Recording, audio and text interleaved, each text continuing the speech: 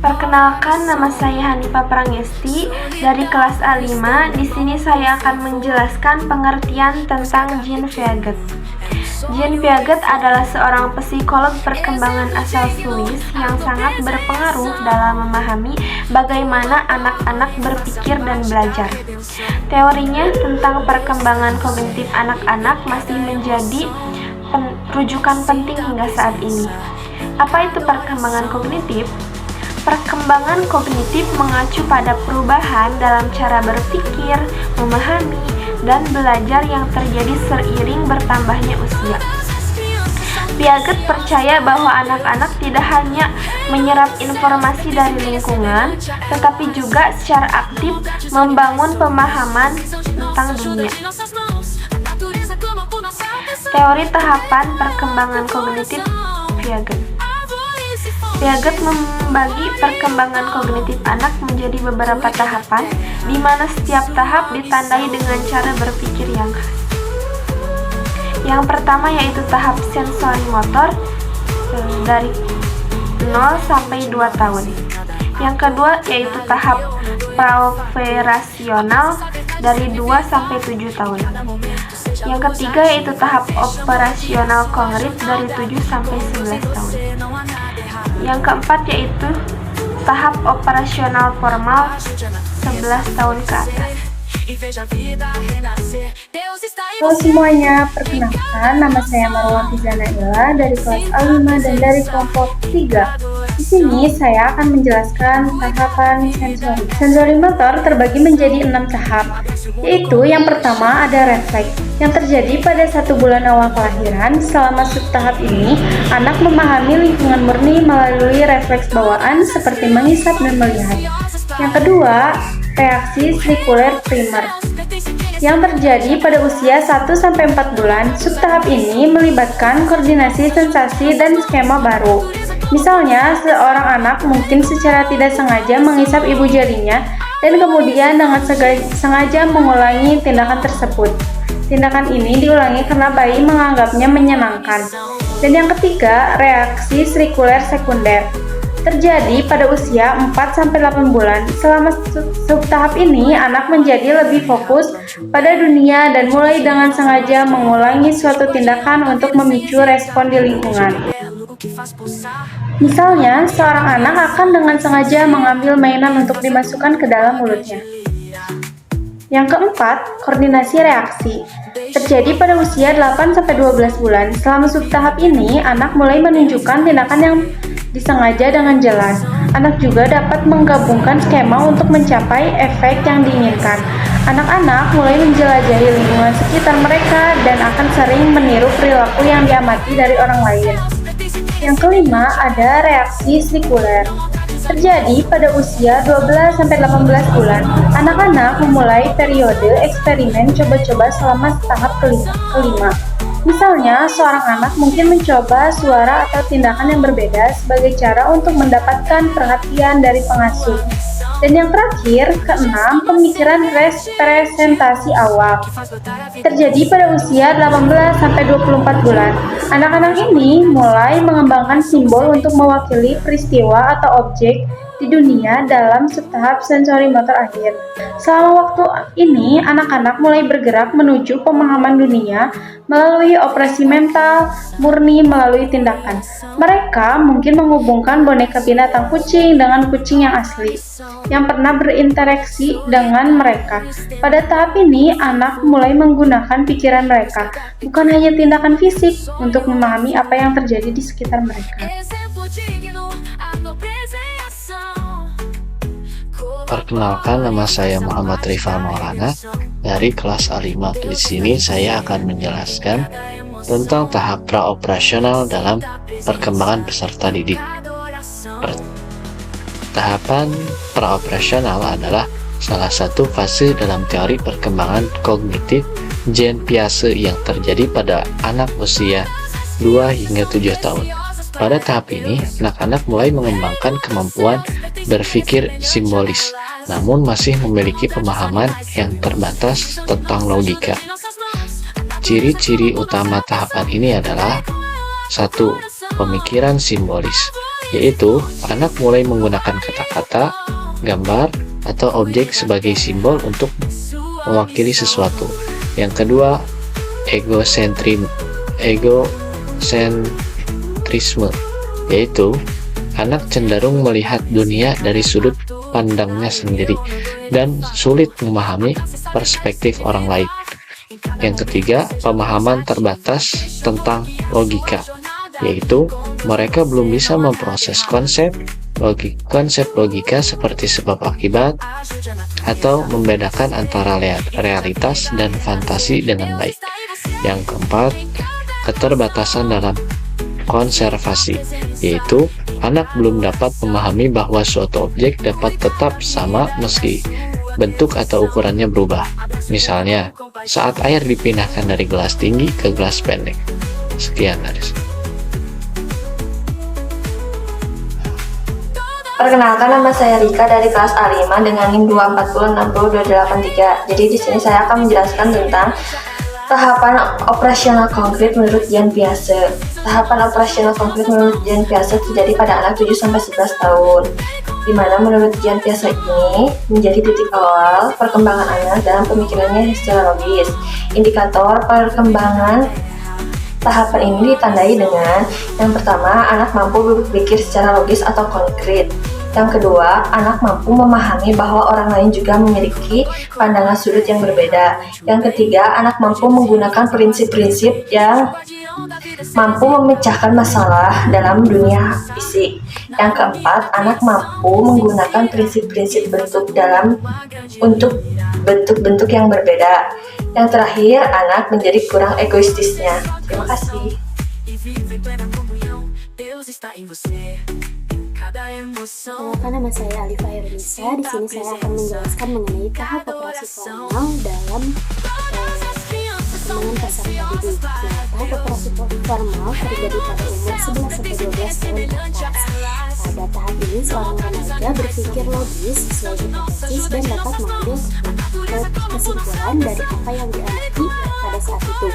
Pada masa ini, remaja mulai berkembang melalui cara berpikir abstrak, mulai dimengerti dan menyukai teori tentang segala hal. Adapun beberapa hal yang harus diperhatikan. Yang pertama, pemikiran deduktif hipotesis seperti mengambil keputusan lepas dari kenyataan yang konkret.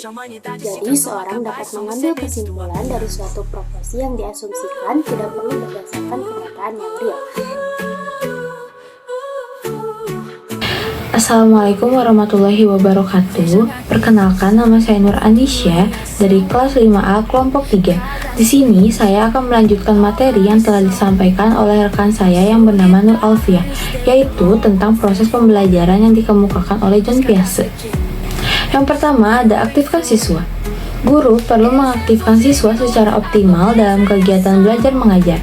Keaktifan siswa dapat diamati secara langsung, seperti mengerjakan tugas, berdiskusi, dan mengumpulkan data. Yang kedua, buat lingkungan belajar yang menyenangkan. Guru dapat menciptakan suasana belajar yang menyenangkan dengan memberikan jeda waktu untuk istirahat, memastikan anak mendapatkan tidur yang cukup, dan memberikan pujian dalam proses belajarnya. Yang ketiga, gunakan berbagai metode pembelajaran.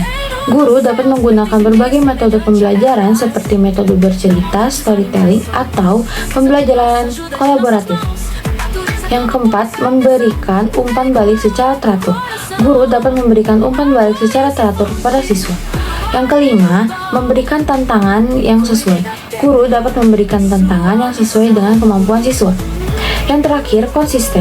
Guru dapat menerapkan metode mengajar yang konsisten, misalnya dengan mengalokasikan hari tertentu untuk belajar hal-hal tertentu.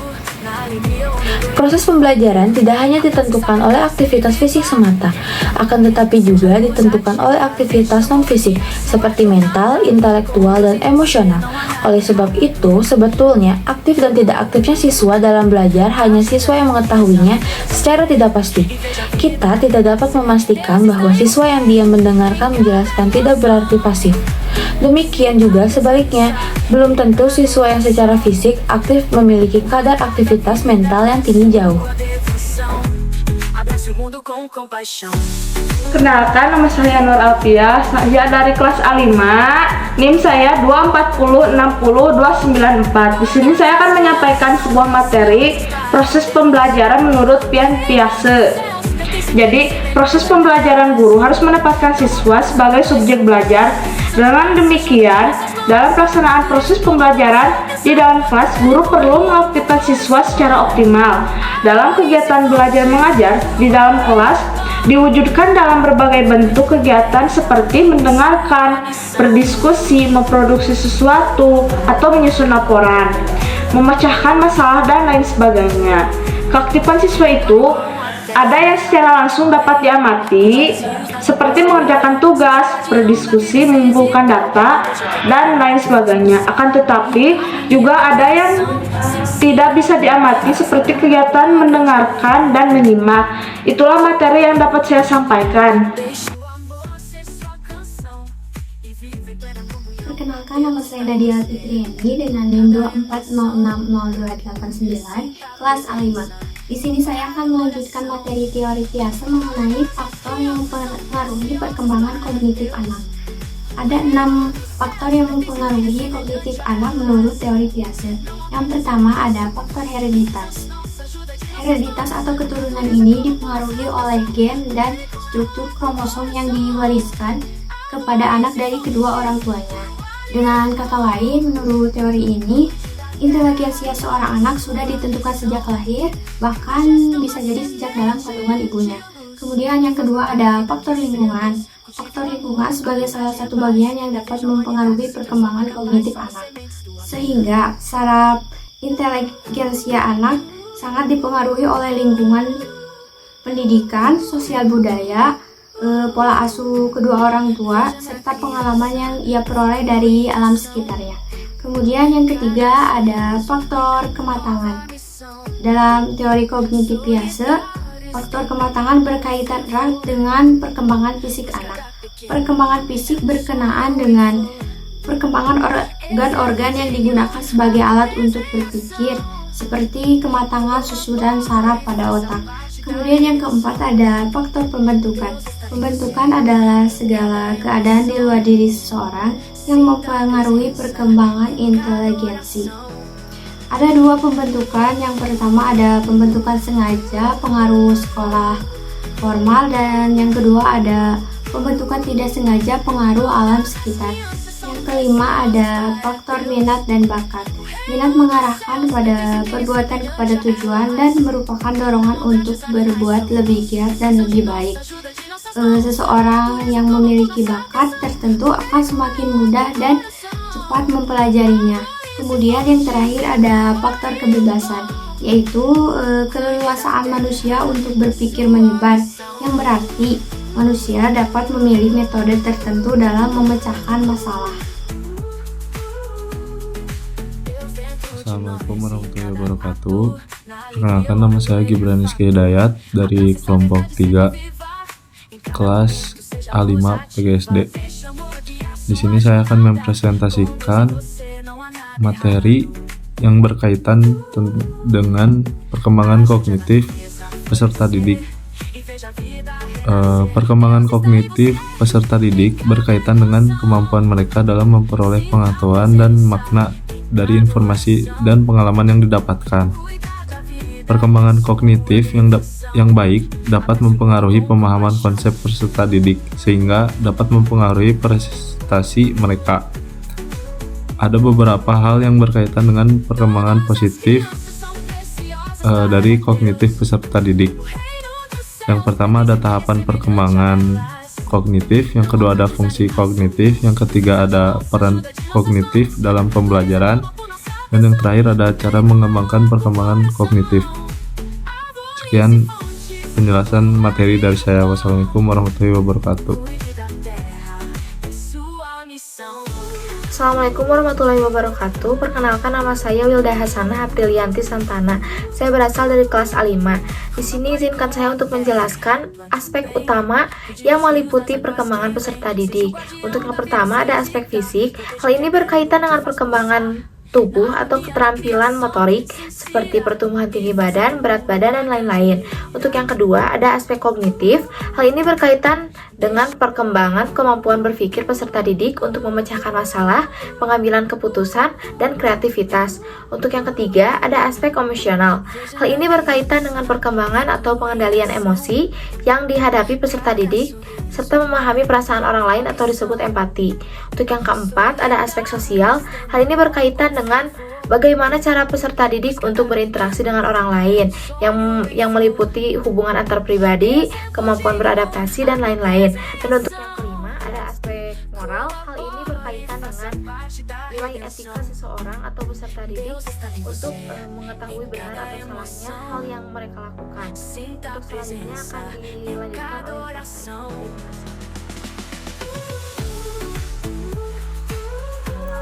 Selanjutnya yang keenam ada aspek bahasa, berkaitan dengan kemampuan peserta didik untuk berkomunikasi secara efektif baik dalam bentuk lisan maupun tulisan. Perkembangan bahasa mencangkup kemampuan berbicara, mendengarkan, membaca, dan menulis, serta pengembangan kosakata, tata bahasa, dan pemahaman teks. Yang ketujuh ada aspek perkembangan moral dan spiritual. Selain aspek moral, ada perkembangan spiritual yang mencakup pemahaman peserta didik tentang kehidupan, nilai-nilai spiritual, kepercayaan, dan etika pribadi. Yang kedelapan ada aspek kreativitas, berkaitan dengan kemampuan untuk berpikir dan bertindak secara orisinal, menciptakan ide-ide baru, dan menemukan solusi inovatif untuk masalah. Yang kesembilan ada aspek seksual. Pada masa remaja, perkembangan seksual menjadi bagian penting dalam perkembangan fisik dan emosional. Ini mencangkup perubahan hormonal, perkembangan karakteristik seksual sekunder, serta pemahaman dan kesadaran tentang seksualitas dan hubungan. Yang ke-10 ada aspek moral dan etika, berkaitan dengan bagaimana peserta didik mengembangkan pemahaman tentang apa yang dianggap benar dan dianggap salah, konteks sosial dan budaya. Ini juga mencangkup perkembangan dalam memahami konsep-konsep keadilan, hak asasi manusia, dan tanggung jawab sosial. Perkembangan ini bersifat interkoneksi di mana kemajuan dalam satu aspek dapat memengaruhi aspek lainnya. Misalnya, perkembangan kognitif yang baik dapat mendukung perkembangan sosial yang lebih kuat karena kemampuan berpikir kritis membantu anak-anak memahami perasaan dan perspektif orang lain. Demikian pembahasan tentang aspek. Sekian dari kelompok 3, terima kasih atas perhatiannya. Wassalamualaikum warahmatullahi wabarakatuh.